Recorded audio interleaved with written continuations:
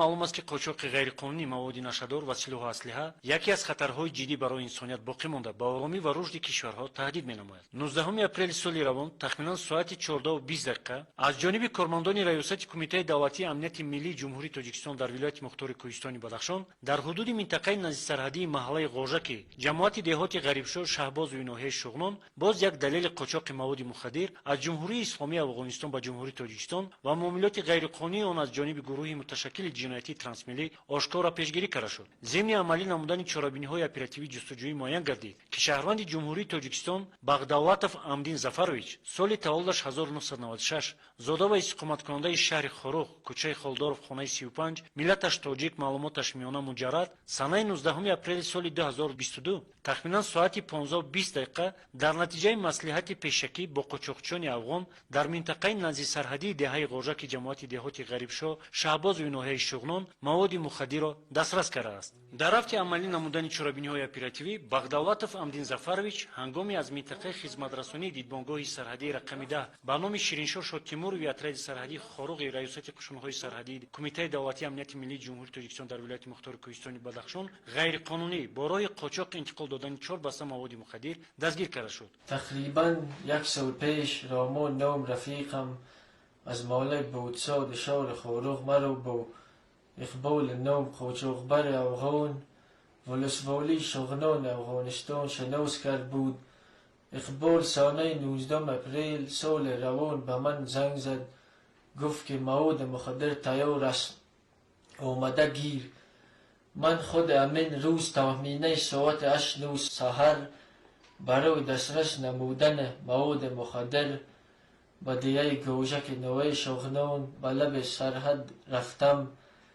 иқбол аз он тараф дарё тахмин 4 кило маводи мухаддир через дарё 5 ба сӯи Тоҷикистон партофт. ман пакети маводи мухаддирро дастрас намудан хостам ба Хорух биёям. зимни ҳаракати дар роҳ аз тарафи кормандони амният дастгир шудам.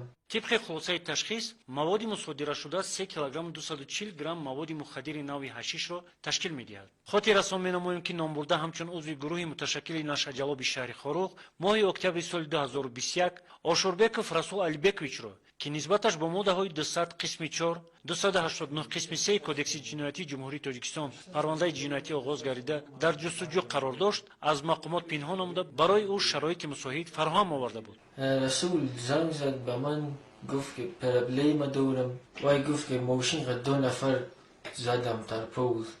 بعد وای رفت در پیش منجان طرف دریو منجان. بعد بچه هم نه و پیش خونه میرسد گفت که رسول کجا؟ من گفت نمیدونم. بعد وای را خپیدن.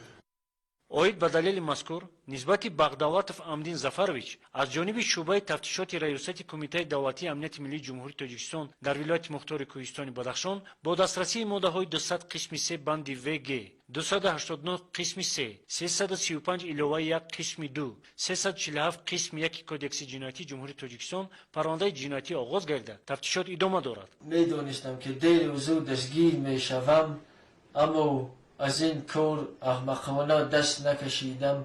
من از کرده خود صدقاً پشیمانم. به جوانان میگویم که هیچ وقت به این کار دست نزنند، حیات جوانی خود را برباد ندهند.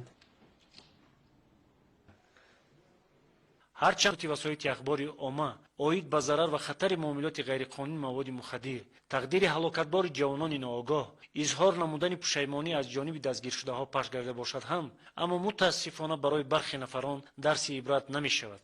аз ин рӯ ҷомеаи шаҳрвандӣ, волидайн ва мақомоти марбутаро зарур аст ки барои ҳалли ин мушкилот чораҷӯӣ намуда барои рушди босуботи давлат ва бунёди ҷомеаи мутамаддину солим кӯшиш ба харҷ диҳанд. дар сурати идома ёфтани ин раванди номатлуб ва мавқеи бетарафӣ касб намудани қишри фарҳангӣ ва зиёӣ, миллат бо хатарҳои ҷиддӣ ва фалокатбор муваҷҷеҳ хоҳад шуд.